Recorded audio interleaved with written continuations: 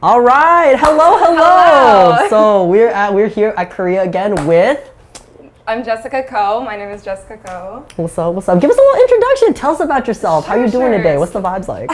So, well, first of all, I'm great. Thank you for asking. I hope you're good too. So, my name is Jessica Ko. Like I said, I'm a quarter Korean. I live in South Korea. I live in Seoul, and I'm also a singer. Nice. Tell us a little bit about that. What an interesting job. Gosh dang. So I'm a singer. I used to be with a company. I've actually been with 2 different companies in Korea, but I ultimately am solo right now. Considering maybe going back to a company, but it's wishy-washy, especially these days. Interesting. But I really look forward to like seeing how I do on my own. Because this is the first year I am doing it on my own. But I make like hip hop music, like kind of alternative hip hop is the best I can explain it. Nice. Yeah. So I rap, I sing. I started producing like a year ago, so now I produce. Dang, congrats! You have a lot under your belt. That's kind of good. Like you're doing the whole range of things. Yeah. What got you interested in alternative hip hop? Because that's tight. I mean, like I don't know, like Cash Page. I don't even know where that came from. I originally started doing like K-pop. I came to South Korea as like an idol trainee originally when I was 18, like right out of high school. So I've been doing K-pop for a long time. It kind of like, I don't know, I kind of lost that vibe. It was just really repetitive, and not that it's bad music, but for me doing the same kind of music over and over again was just getting really boring. So I started doing more rap, and I ultimately came out like I worked with a producer that I met through a friend here. And we came out with like a hip hop, but not really hip hop album.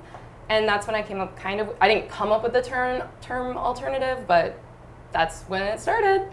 Word. I see your eyes light up when you describe it too. This must be like a good, like both friend and both connection kind of thing. So I'm hearing like boring too. That's like, I feel like anytime I watch any idol shows or any like K-pop related stuff, I always think they're doing such cool stuff. Like, do you have any insights to the trainee life? I guess you were there for a little bit, huh? Yeah, it was a long time ago. Word. And it was just a month. Like I quit after a month because my parents wanted me to go back to university or focus on university, I guess.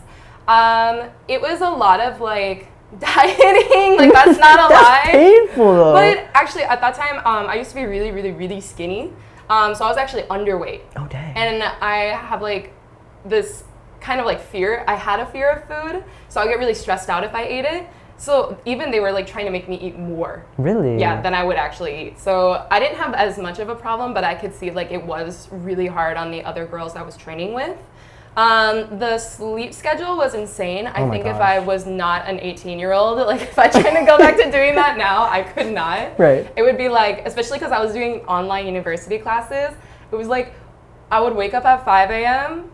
and then I would maybe go to bed at like 12 a.m. So 5 hours of sleep every night was it. That is intense. You must have been like burning out too. Like I can only imagine. That sounds exhausting. Like I said, it was just like 1 month, but it was not that bad. But I think I'm just insane. Bless. There's some. I mean, wata gata, right? Coming there and back. So tell me a little bit more about school. So you came here on the idol trainee, and then you continued your schooling. You brought up Yonsei a little earlier. Yeah, so it's a lot. I did online university through a school in America, Arizona State University, and then I was training while doing the online courses. My parents were like, just try 1 semester in person, come back to America. Go for it. Yeah, so I went back to America for like 4 months, and I hated it. I believe that. I can believe that. I think it was just like a lot of reverse culture shock. Right. Because moving here was like really the first time I was being an adult. And so going back, I had already set in as an adult and got used to like Korean lifestyle. Right. And so going back, I was like, I hate this. Why don't people move on the escalator? Go to the right. This is a society. So slow, bro. Like everything. Yes. And like the person checking out your items are like turtles. Yeah, like trying to get in conversations with you and everything. But it's intense. I can't handle it. The first time somebody ever talked to me on an elevator in America, because I never I don't think I ever needed to go in an elevator by myself. Yeah. But the first time I ever did, like this person was talking to me and they're like, hey, how's your day going? And I thought they were on the phone, so I was just like, like deviance kind of thing. Yeah, it was very strange. Okay, so I'm so interested in this because you brought up the crime rate in Minnesota earlier. Like, what's all that about, kind of thing? So that's crazy. ended up coming to Korea through a student visa. Nice. I went to Yonsei University. Nice. And once COVID hit, I lost that visa. So I had gotten really comfortable with the idea of like walking around at 3 a.m. from the club, you know, just going home and minding my own business, and no one bothers me. Right, right. And I went back to Minnesota after COVID hit because I couldn't stay here because I didn't have a visa anymore. Right. And I moved like into the city, and it was like a lot of crime. And actually at that time is when, do you know about George Floyd, right? I do. Yeah. Oh so, no, yeah, this was George Floyd time. Yeah, it happened like Girl. maybe a month after I got back to America. Oh man. And I was quarantined for the first 2 weeks. So it was like a solid 2 weeks after I was let back into American society. Holy crap. Yeah, and it was really scary. It was really scary. I can only imagine. Yeah, so, and then after that, like because COVID, I think people were losing jobs and things were shut down, so homelessness was going up in that area. And I mean, Minnesota is a great place. We're known as like the nice state, or like, you know, like I said earlier, Walmart Canada, Canada Light in America. Real. So people are really nice there, but we still have crime like everywhere in America. And yeah, it was like, I would go on walks every so often, and sometimes I'd be like, is that a bullet hole in that stop sign? Oh my gosh. I can't confirm, but it looked like one. Right. No, that's still scary. Even the Yeah. thought of one kind of thing. Yeah. So describe like kind of the process, or I guess some of the cultural differences there versus here then. Because walking home from the club is kind of, like here, it's totally fine. Like I feel like I've been like, oh man, you know, la la la la. Like, in safety terms, that is a big thing. Like, I've gotten stalked on the street a couple of times, and where it was like really obvious, like it wasn't one of those things like, I think he might be fine. Right. It was like he was absolutely 110, like stopped when I stopped, and then it was. That's terrifying. Yeah. Like back at home, or back or not back at home, but back in the States versus in back Minnesota, yeah. Okay. So, and some other things like, I think just like not talking to strangers is a big thing for me. Right. Because I like to think I'm an extrovert most of the time. But if I'm in a public space, I just want to be in that. I don't want to like talk to a random person. Yeah, serious.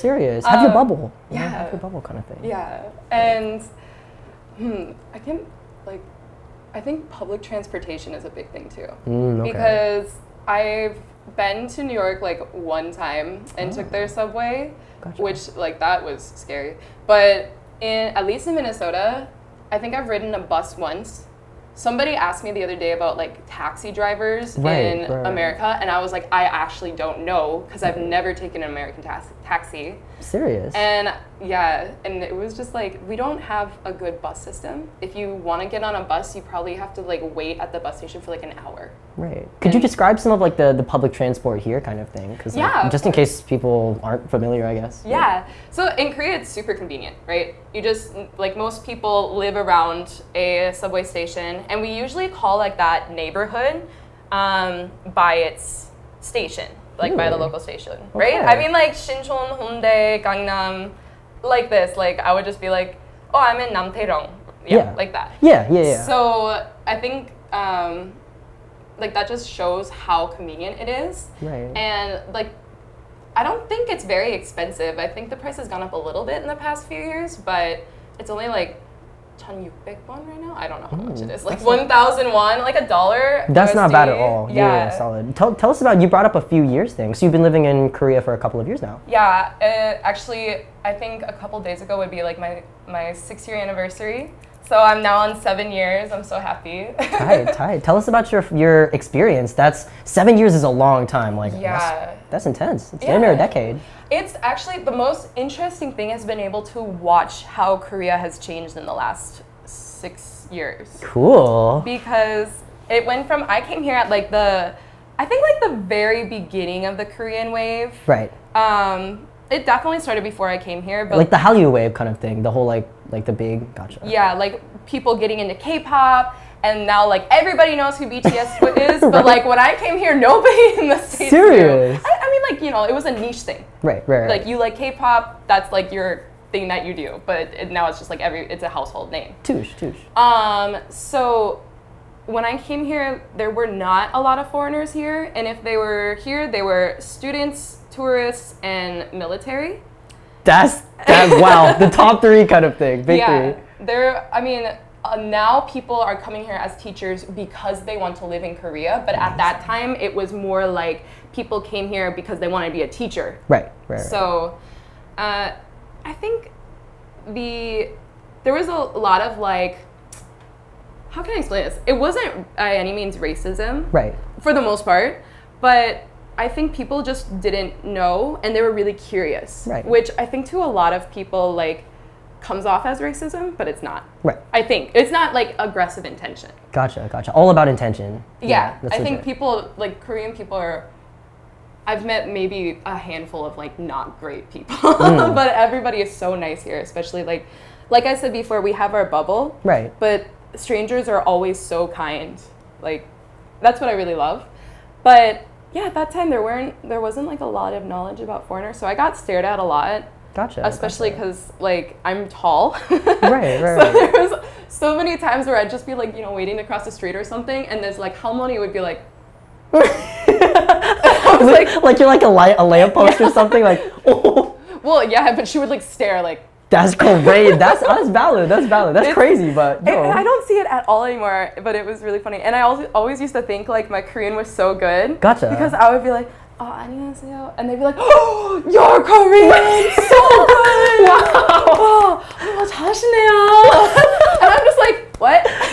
Right. Because when I came here, I did not speak.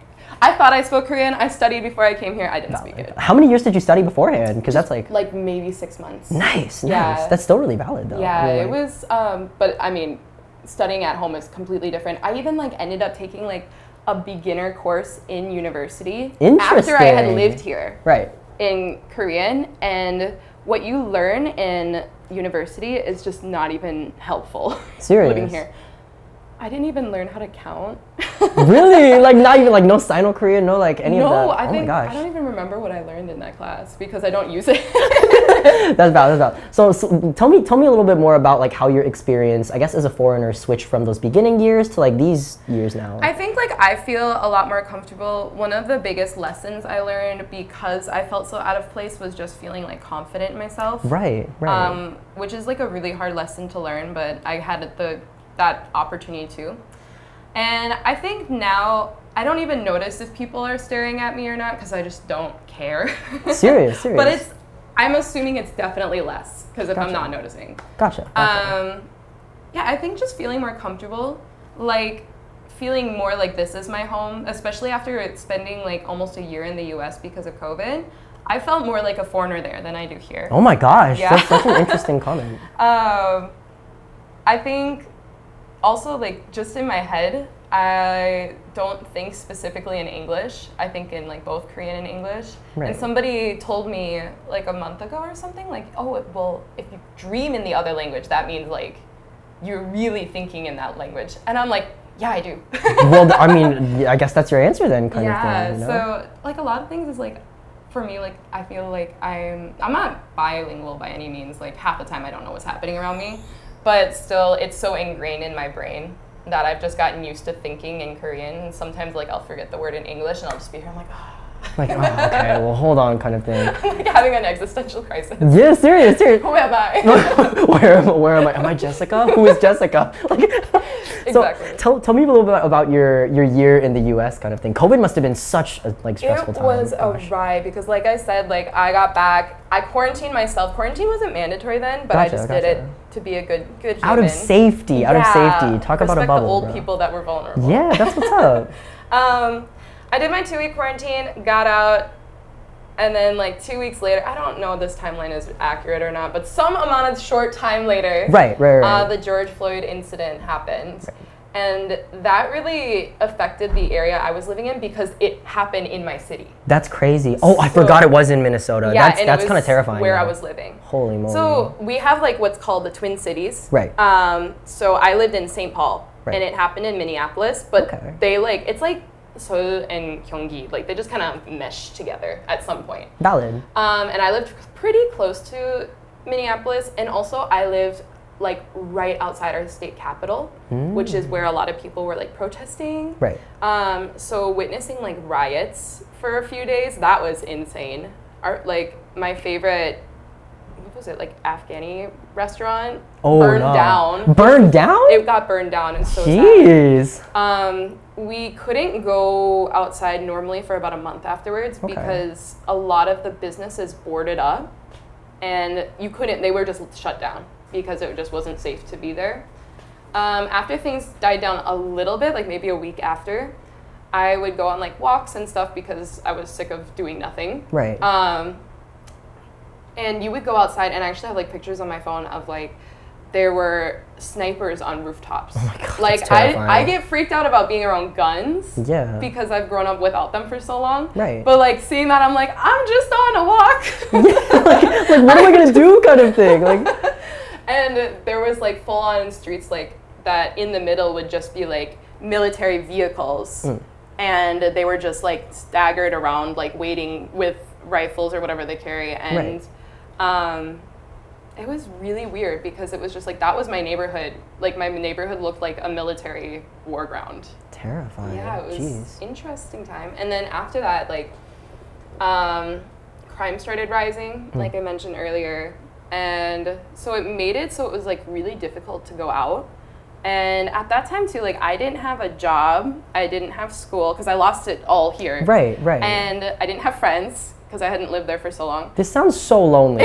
This sounds so lonely. I got a dog, it's okay. Okay, thank goodness. You're a big dog person, huh? Oh yeah, I have a puppy. His name is Topoki. Topoki, the dog. Oh my Topoki. gosh, he must be the love of your life. He is. He's the best thing ever. He's really funny. Gotcha. And did you get him back in the States or was it? I bought him in the States around like July. I ended up going back in like January, so it was like 6 months in. I was like, I am so bored. Yeah, you're bored, you're lonely, you Yeah. come back here, you're like, oh my gosh, like how are you feeling now kind of thing? I mean, it's been 3 years that's since I came back, so I'm just back normal into my lifestyle. Right. What is normal? Like describe to me normal Jessica. I know, doesn't exist. That's valid though. That's valid.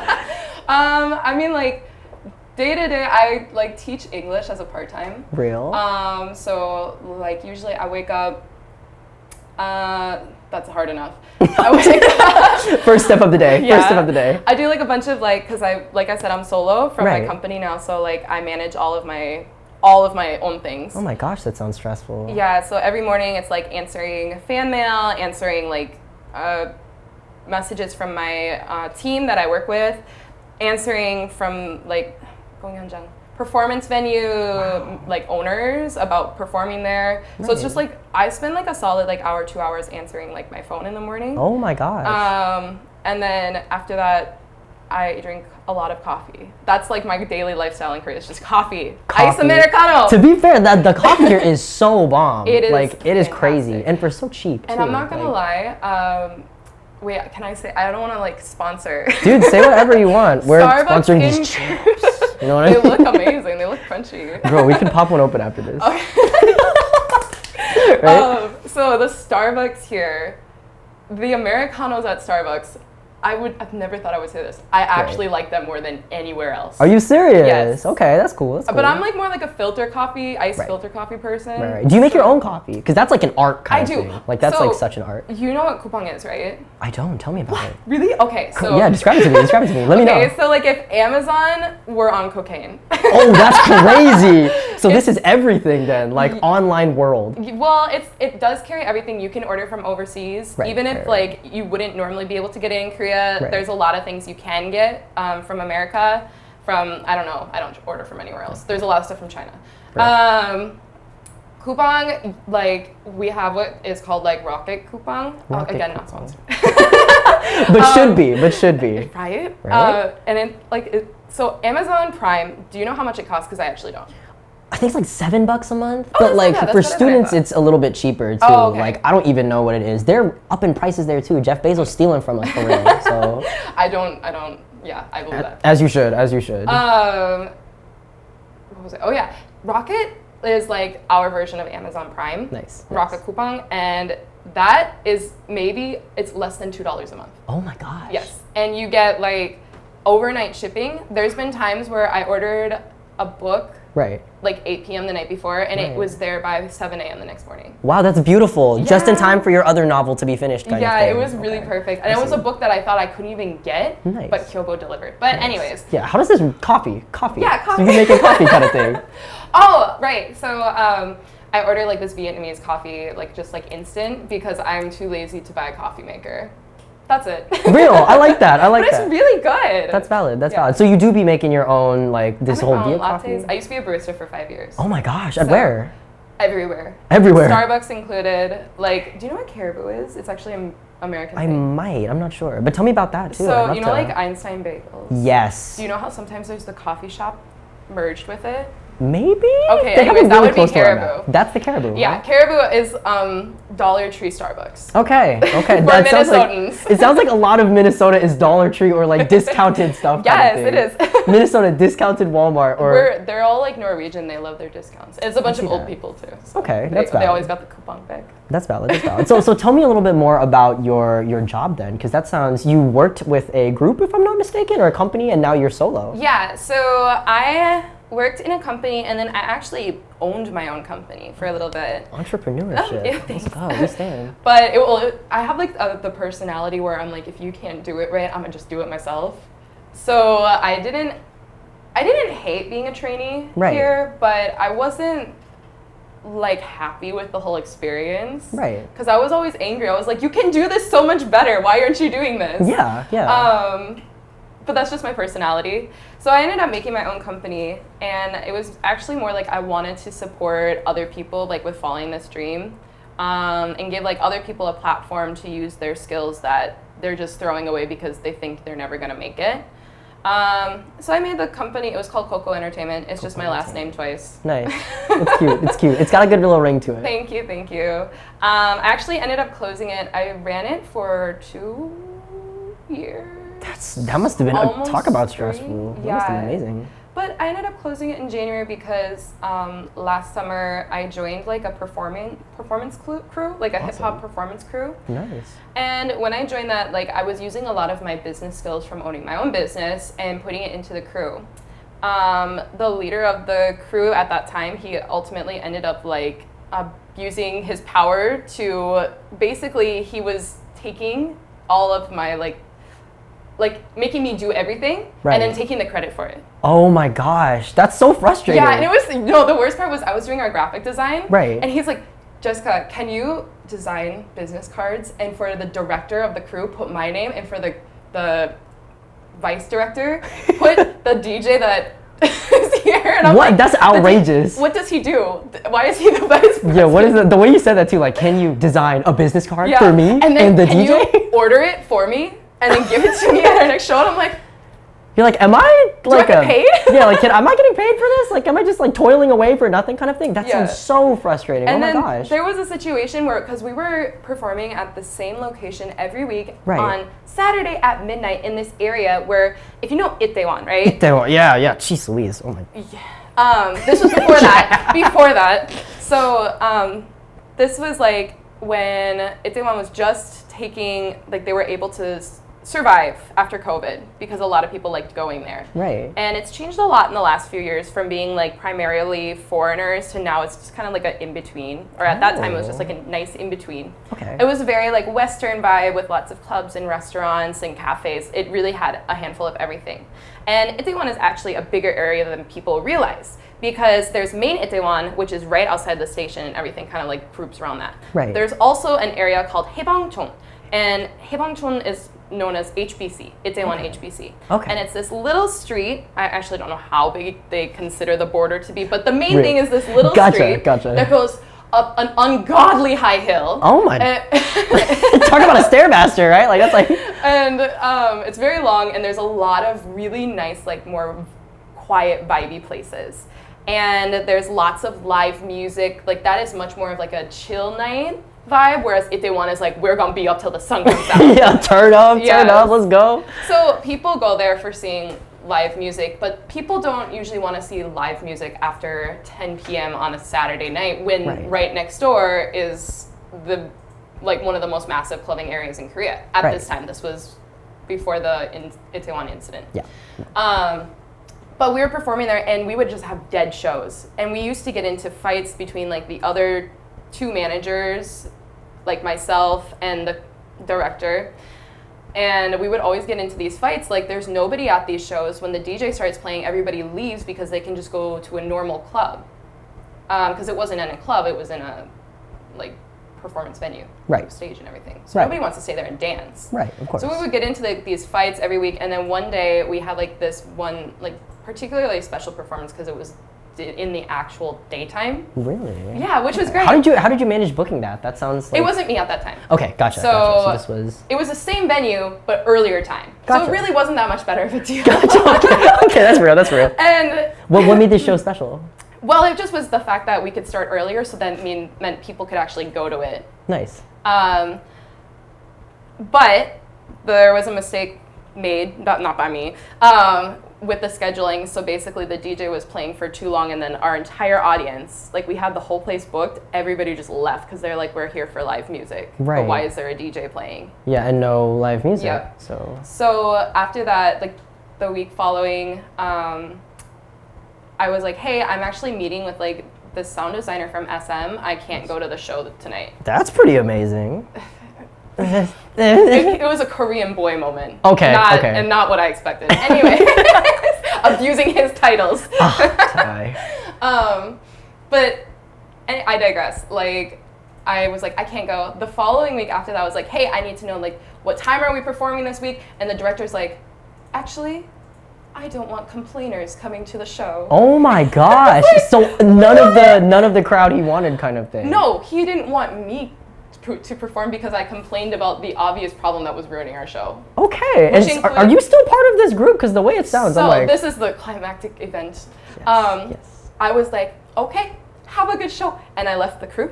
Nice. Within 2 hours, the entire crew was shut down. Holy crap. Because he realized I was doing everything without me. He can't do it. Oh my gosh. So like some time passed by, and I was like, you know what? I'm just gonna start my own crew. Right. So I did. I took like a couple of people from the old crew, and then the people I already knew. Right. And now we went from having like, in the old crew that we had 26 people, or 26, something like that. Right.